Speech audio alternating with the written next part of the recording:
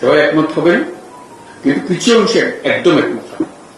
অন্তর্বর্তী সরকারের দায়িত্ব নেওয়ার 1 বছর পেরোতেই রাজনৈতিক চাপ ও আইন শৃঙ্খলা পরিস্থিতি সামাল দিতে না পারায় প্রশ্ন উঠেছে প্রধান উপদেষ্টা ডক্টর মোহাম্মদ ইউনূসের ভূমিকা নিয়ে।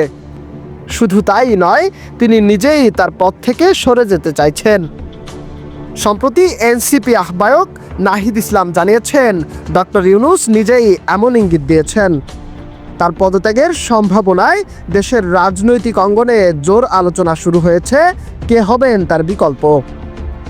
বিএনপির স্থায়ী কমিটির সদস্য সালাউদ্দিন আহমেদ বলেছেন, তারা চান না ডক্টর মোহাম্মদ ইউনূস পদত্যাগ করুক।